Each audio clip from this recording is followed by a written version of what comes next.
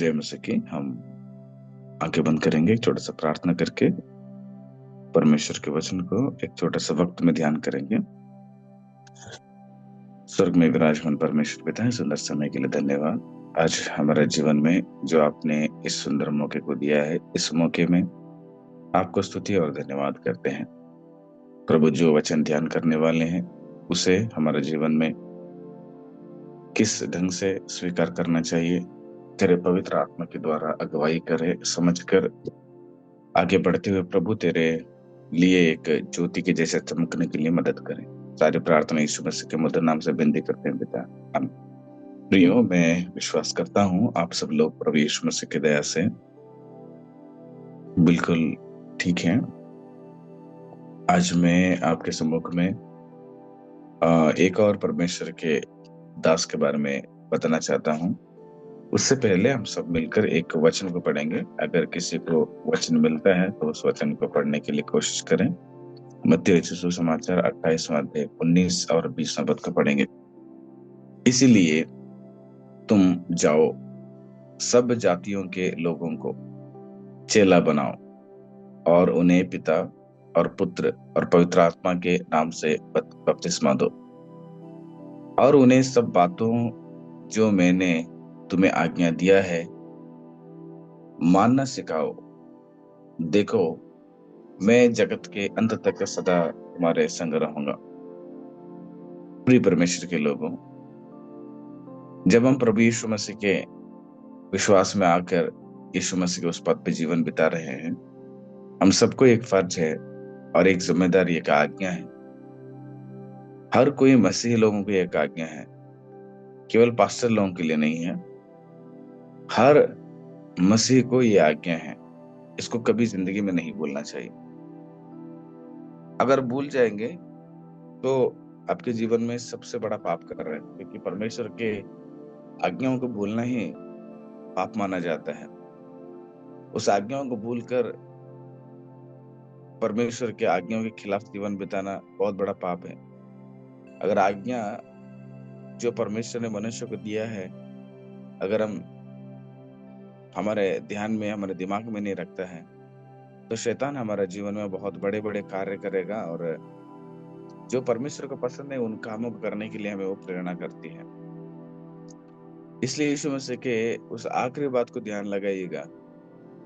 यीशु मसीह ने अपने चेलों को बताया कि जाओ, सारे जगत के लोगों को मेरा चेला बनाओ, उन्हें बपतिस्मा दो, और उनको जो जिस बात को मैंने आपको सिखाया, जिन बातों को मैंने आपको बताया, उन बातों को या उन आज्ञाओं को लोगों को मानने के लिए आप सिखाओ करके यहाँ पर यीशु मसीह ने बताया। और यही वचन जो है, आज हम एक व्यक्ति के बारे में जो ध्यान कर रहे हैं, उस व्यक्ति के जीवन में यह वचन बहुत प्रेरणा कर रहा था। और इस बात के अनुसार ही इस परमेश्वर के दास ने कितने 1000 किलोमीटर दूरी से हमारे देश में आकर वो सेवा करते हैं। उनके नाम है स्टीफन चार्ल्स नील। स्टीफन चार्ल्स नील, इन्होंने दिसंबर 19वां तारीख को 1900 ईस्वी में लंदन में पैदा होते हैं। यानी कि एक मसीह परिवार में वो पैदा होते हैं। वो पैदा होने के बाद जैसे उनका समझदारी का उम्र आ जाता है, धीरे पढ़ते पढ़ते पढ़ते पढ़ते लंदन के एक बहुत बड़ा कॉलेज है, किंग्स कॉलेज करके, वहां पर वो पढ़ाई करते हैं। अपना कैम्ब्रिज यूनिवर्सिटी में एक डिग्री हासिल करते हैं, और उसके बाद थियोलॉजिकल एक पढ़ाई भी वो क्या करते हैं। करने के बाद चर्च ऑफ इंग्लैंड में वो एक मिशनरी के तौर से अपना सेवा का एक पद को चुनकर वो जीवन बिताने वाले एक व्यक्ति है। देखिएगा, इतना बड़े कॉलेज में पढ़ाई करके, कैम्ब्रिज यूनिवर्सिटी में पढ़ाई करके, डिग्री हासिल करके, फिर थियोलॉजिकल पढ़ाई करके, अगर इतने पढ़ाई अगर हमारे हाथ में रहेगा, इतने पढ़ाई अगर हमें से अगर किसी को मिल जाता है ना, तो हम सेवा को नहीं है, यीशु मसीह को भी सूंघना नहीं चाहते हैं। ऐसे प्रकार का स्वभाव है मनुष्य के अंदर। यदि यीशु मसीह के पास आएंगे, तकलीफें हैं, मुसीबतें हैं, ताड़नाएं हैं, बार बार परमेश्वर के पास जाना पड़ेगा, परमेश्वर की आज्ञाएं ऊपर से हमारे जीवन में। इसलिए इतना पढ़ाई अगर हम में से किसी को मिलेगा, मनुष्य को या कलीसिया में किसी को मिलता है, तो यीशु मसीह का सुसमाचार को सूंघेंगे नहीं वो लोग।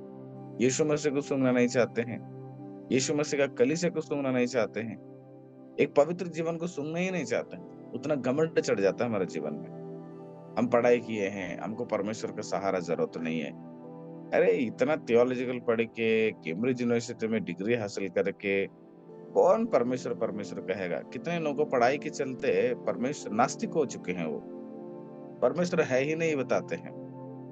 डिग्री छोड़िएगा, कैम्ब्रिज यूनिवर्सिटी में छोड़िएगा, छोटा छोटा एक स्कूल में, कॉलेज में पढ़ाई करके 10th 12th पास करके आज अपने आप को बड़ा बुद्धिमान बनाता है, ना समझना चाहता है, ना खोजना चाहता है, ना वो अध्ययन करना चाहता है, बैठकर बड़ा थोप समझकर परमेश्वर है ही नहीं, परमेश्वर रहता तो ऐसे होता ऐसे होता करके एक मूर्ख की बातें बताने वाले लोग हमारे बीच में कोई कमी नहीं रहे। ऐसे परिस्थिति में आज हमारे जीवन में समझना बहुत जरूरत है कि इतने बड़ा पढ़ाई करने के बाद इन्होंने थियोलॉजिकल करने के बाद एक चर्च में फादरी कहने के पास्टर का काम करते हैं। पास्टर काम करने के बाद वहां उतना ही नहीं बैठे, लंदन में कोई एक चर्च मिला, वहां पर बैठ गए, वहां पर वो चर्च में हर संडे को प्रचार किए, फिर अपना घर पे चला गए, अपना घर संभाल लिया। ये नहीं किया उसने। उन्होंने उनके जीवन में 4 कार्य करते हैं।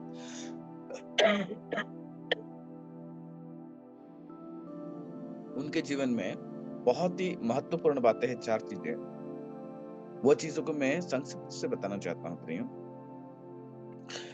वो बात ये है, इतना पढ़ाई करने के बाद उनको एक आशा है कि मैं भारत देश में जाना है, सुसमाचार करना है। देखिएगा, मैं बार बार कहता हूँ, इतने एजुकेटेड आदमी, इतने नॉलेज रहने वाला आदमी, इतना थियोलॉजिकल हिस्ट्री में उन्होंने हिस्ट्री ऑनर्स में पढ़ाई किए थे, मतलब बहुत अच्छा नॉलेज रहने वाले व्यक्ति, उनको क्यों चाहिए कि ये भारत देश में 20वां शताब्दी में आकर सुसमाचार प्रचार करना?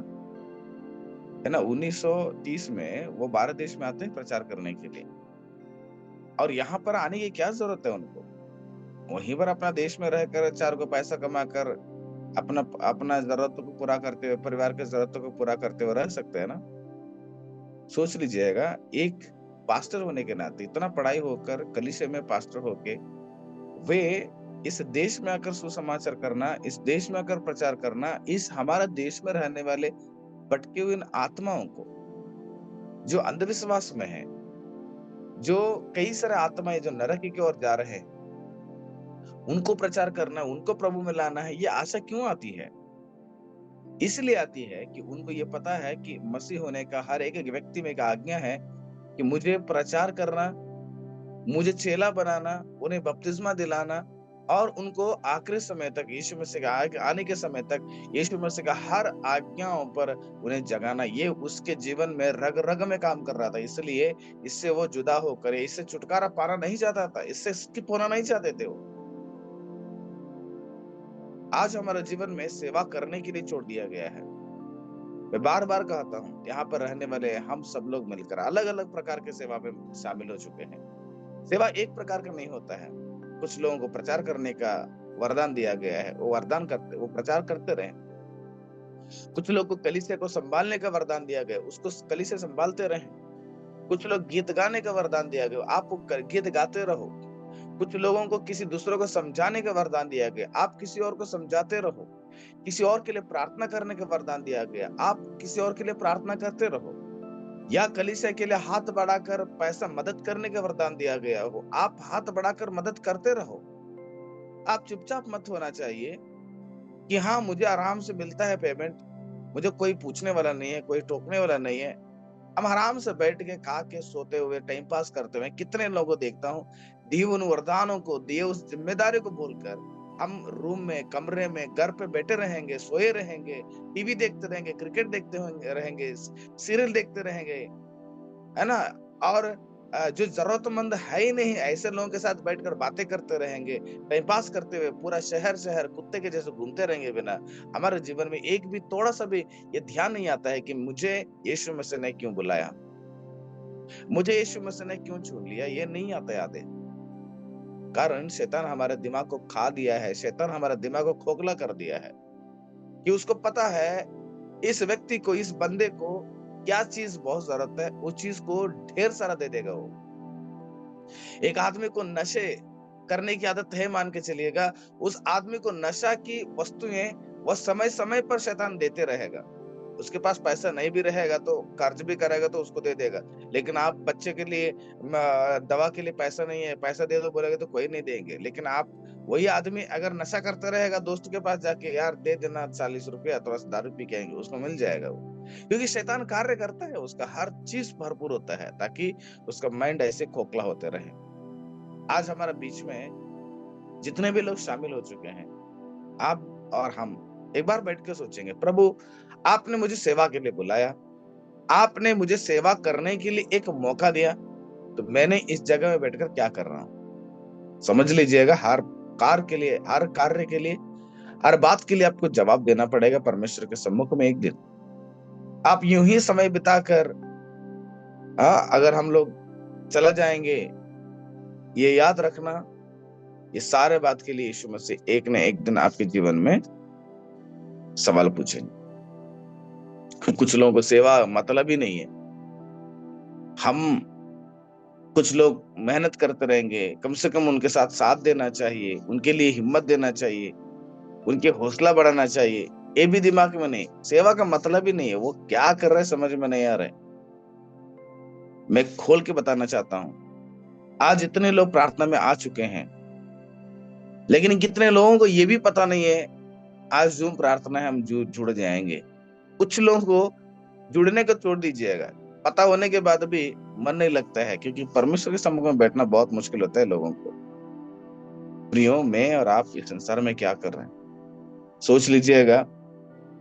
इन स्टीफन चार्ल्स नील ने अपने जीवन में किस प्रकार से जीवन बिताया, इतना बड़े पद, इतना बड़े अधिकार, बड़े पढ़ाई, है ना, मौका था इंग्लैंड में, लंदन में रहकर अपना करियर को देख सकते थे, लेकिन वो नहीं चाहे, वो भारत देश में आना चाहते थे। भारत देश में आए और यहाँ पर प्रचार किया।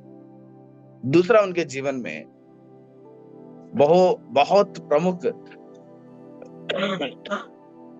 एक विषय है, भारत देश में तो आए तो क्या प्रचार करें, है ना। भारत देश में तो आए, क्या करें, क्या प्रचार करें। जो अपना पढ़ाई प्रचार करें, जो अपना थियोलॉजिकल प्रचार करें, अपना हिस्ट्री या अपना इंग्लिश नॉलेज भारत देश के लोगों को प्रचार करें। क्या प्रचार करें, ये किया है क्या।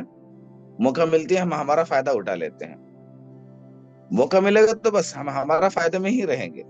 मेरे लिए इस जगह में क्या फायदा मिलेगा, मैं क्या करूंगा तो क्या फायदा मिलेगा, हमारा फायदा के चक्कर में रहेंगे। लेकिन यहाँ पर इस व्यक्ति ने, इस परमेश्वर का दास ने अपना फायदा नहीं ढूंढा, अपना पढ़ाई को प्रचार नहीं किया, बल्कि अपना पढ़ाई को प्रचार जब भी किया लेकिन फ्री में लोगों को दिया। इससे भी ज्यादा वो परमेश्वर का ही बाइबल के संदेशों को ज्यादा देते थे, सही में। क्योंकि उसने समझ लिया, इतना पढ़ाई करके, इतना एजुकेशन रख के तो केवल और केवल परमेश्वर के वचन पर ज्यादा ध्यान लगाना, उसी को प्रचार करना। क्योंकि वचन में मनुष्यों को सुधारना, मनुष्यों को बदलना, मनुष्यों को अनंत जीवन की ओर लेके जाने का सामर्थ्य केवल वचन में था। इसलिए उस सेवक ने वचन को ज्यादा प्रचार करते थे। और तीसरा, उस व्यक्ति के जीवन में, यानी कि उस परमेश्वर के दास के जीवन में तीसरा एक अच्छा गुण यह था, स्वदेशी कलीसियाओं को बढ़ावा देते थे। स्वदेशी कलीसियाओं को, यानी कि भारत देश में आकर आज देखिएगा कई सारे कलीसिया ऐसे हैं, गलत प्रचार हो रहा है, बाइबल को गलत ढंग से प्रचार किया जा रहा है। कौन सा व्यक्ति के बात को सुनना चाहिए, कौन सा व्यक्ति बात सही बता रहा है, पता नहीं चल रहा है। पवित्र आत्मा का बात लीजिएगा, पवित्र आत्मा आग जैसा, आग है पवित्र आत्मा करके कुछ लोग बोलते हैं। कुछ लोग बोलते हैं कि पवित्र आत्मा आएगा तो हम तुरंत गिर जाएंगे करके कुछ लोग बोलते हैं। कुछ लोग बोलते हैं कि पवित्र आत्मा कर्चिफ में है, यानी कि कपड़े में है, कपड़े अगर कोई व्यक्ति के ऊपर डाल दिया जाएगा वो धड़ार से गिर जाएगा, कुछ लोग बोलते हैं।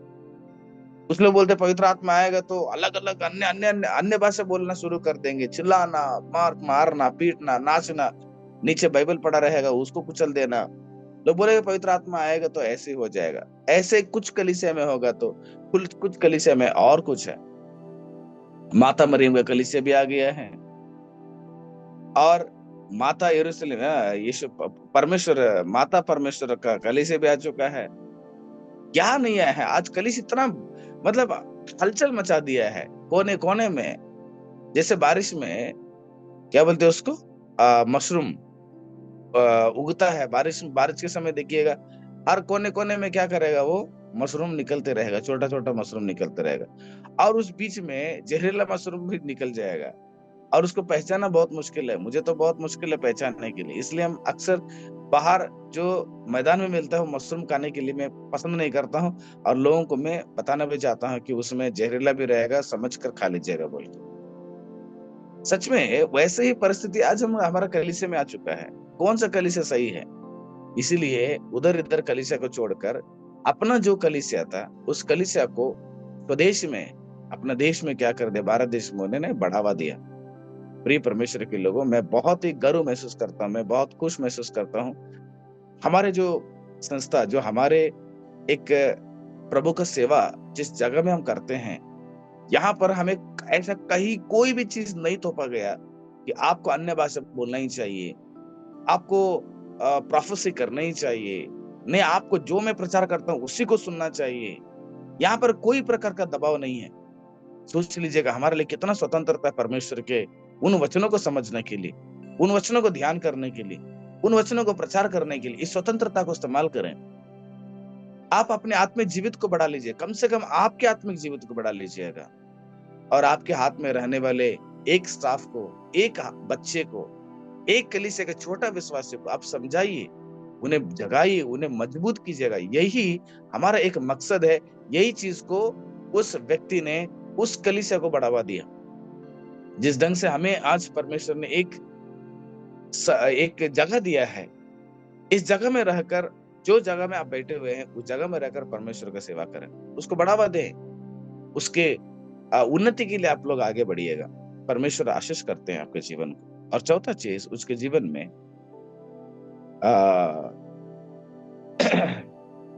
स्टीफन चार्ल्स नील के जीवन में चौथा एक अच्छा चीज मुझे बहुत पसंद हो गया, वो ये है विश्वासी के बीच में रहने वाले फुट को एकता में बदलना। सच में कलीसिया में आज विश्वासियों के बीच में बहुत बड़ा फुट है। पौलुस ने बताता है कि आपके बीच में ऐसे फुट क्यों है। कुछ लोग बोलते हैं कि मैं पौलुस का हूँ, कुछ लोग बोलते हैं कि मैं अपोलोस का हूँ, कुछ लोग बोलते ऐसा अलग अलग अलग अलग लोग हैं। हाँ? फुट तैयार हो गया कलीसिया में। इसको देखेंगे तो उसको पसंद नहीं होता है, उसको देखेंगे तो इसको पसंद नहीं होता है। एक ही प्रोजेक्ट में रहते हैं लेकिन एक दूसरे के साथ नहीं पड़ता है। एक ही घर पे रहते हैं, एक दूसरे के साथ नहीं पड़ता है। एक ही कलीसिया में जाके आराधना करते हैं, एक दूसरे के साथ नहीं पड़ता है। आज भी वही हालत है, हमारा बीच में भी वही हालत है। कारण क्या है? हम घमंड से चढ़े हुए हैं। जो बात मैं सोचता हूँ वही होना चाहिए। हाँ, अगर आपकी बात अगर अच्छा है तो चलना बहुत जरूरत है। अगर नहीं चलता है तो उसकी गलती है। उसके गलती के कारण उसका नफरत ना करें, उसको प्यार करें, उसको क्षमा करें, उसको अवसर दें।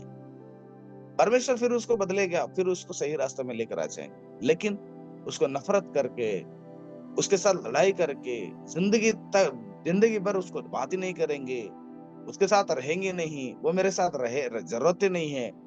हाँ, किसी और के पास जाकर उसके बारे में बुरा बोलना, गलत चीज को बुरा बोलना, बुरा चीज को गलत, सही चीज को बुरा बोलना, बुरा चीज को सही बोलना परमेश्वर के लिए पसंद नहीं है। नीति वचन में, यशायाह ग्रंथ में बताया गया है। धर्मियों को अधर्मी बनाना, धर्मी को पापी बनाना, पापी को धर्मी बनाना, ये दोनों परमेश्वर को पसंद नहीं है।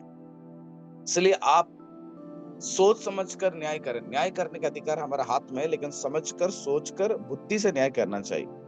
ऐसे कलीसिया में फुट तैयार हो गया है। कुछ ऐसे लोग हैं, एक ऐसे जहर हमारा कलीसिया में बैठे रहेंगे। कोई एक विश्वासी रहेंगे और विश्वासी रहने वाले सारे विश्वासी को बिगाड़ के रख देते। उनका काम ही है, कलीसिया में आएंगे तो आराधना नहीं करेंगे, कलीसिया में आएंगे तो मोबाइल में बैठे रहेंगे, कलीसिया में आएंगे तो अगल बगल में रहने वाले लोगों को क्या करें, खुसर पुसर बातों को कान में लगा कर, ये पता है वो ऐसे है, पता है ये ऐसे है, ऐसे बातों को बोलकर कलीसिया में फुट तैयार करेंगे। ऐसे लोगों को समझकर उन्हें जागरूक रखें और उन पर ध्यान लगाएं और उनको बार बार आप सुधारने के लिए, उनको बदलने के लिए आप संदेश दें।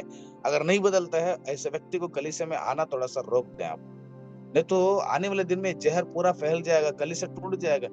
इस परमेश्वर के दास स्टीफन चार्ल्स नील ने वही काम किए। कलीसिया में जो फुट था, उस कलीसिया को एक करना, फुट नहीं रहना चाहिए, एकता में बने रहना चाहिए, दूर दूर नहीं रहना चाहिए, सारे लोग अलग अलग विचार नहीं करना, सब एक रहना चाहिए। मैं जिस कलीसिया में जाता था, 8, 9, 10वां क्लास जब पढ़ते समय मैं एक कलीसिया में जाता था, उस कलीसिया का नाम नहीं बताना चाहता हूँ। उस कलीसिया में एक पास्टर जी थे, बहुत अच्छे थे। वो पास्टर अच्छी सेवा की। अभी अभी लगभग 4-5 साल के पहले एक घटना उधर हुई। उस कलीसिया टूटकर अभी 3 भाग हो चुका है, 3 की 2 भाग हो चुका है। उस कलीसिया टूटने का कारण ये है, वहां पर 2 प्रकार के लोग थे, 2 प्रकार के लोग, 2 प्रकार के लड़ाई, वहां पर कलीसिया में लड़ाई होता था। आखिर में मेन लाइन चर्च था, मेन लाइन चर्च है वो, यानी कि बड़ा बड़ा चर्च है ना, जैसे रोमन कैथोलिक है, मेथोडिस्ट है और अलग अलग चर्च है, वैसे वो सीएसआई चर्च था। मेन लाइन चर्च है और चर्च में फूट आ गया।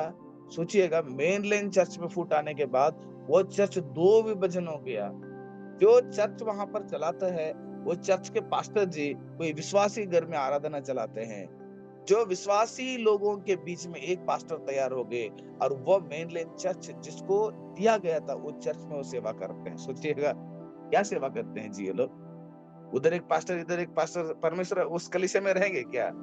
नहीं रहेंगे। हम विश्वासी के साथ सही नहीं है, हम पास्टर जी के साथ सही नहीं है, हम जाके परमेश्वर के सम्मुख में अगर बैठ जाएंगे, क्या तुम्हारा प्रार्थना है, तुम्हारा आराधना परमेश्वर को चढ़ाया जाएगा? नहीं चढ़ाया जाएगा। इसलिए परमेश्वर के दास यही चाहते थे कि कलीसिया में फूट नहीं रहे, वो एकता में रहें, एकता में रहें। उन सबको एक करने का एक बड़ा जिम्मेदारी उस परमेश्वर के दास ने लिया था। ये 4 चीजें उनके जीवन में बहुत प्रेरणा करती थी। यही वचन उनके जीवन में कार्य किया और ये 4 चीजें जीवन में लागू किया और बहुत बेहतरीन सेवा को हमारे भारत देश में उन्होंने किया। इसलिए हमारे जीवन में भी इन चीजों को याद रखेंगे। परमेश्वर इस वचन के द्वारा आपको आशीष करें। आंखें बंद करें, प्रार्थना करें।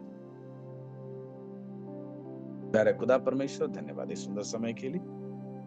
प्रभु परमेश्वर, आज हमारा जीवन में आपने स्टीफन चार्ल्स नील के द्वारा कुछ बातों को समझाया, इसलिए धन्यवाद। उन बातों को जीवन में लागू करते हुए हम भी आगे बढ़कर तेरी ही महिमा करने की सहायता करें। सारी प्रार्थना यीशु मसीह के मधुर नाम से विनती करते हैं पिता, आमीन।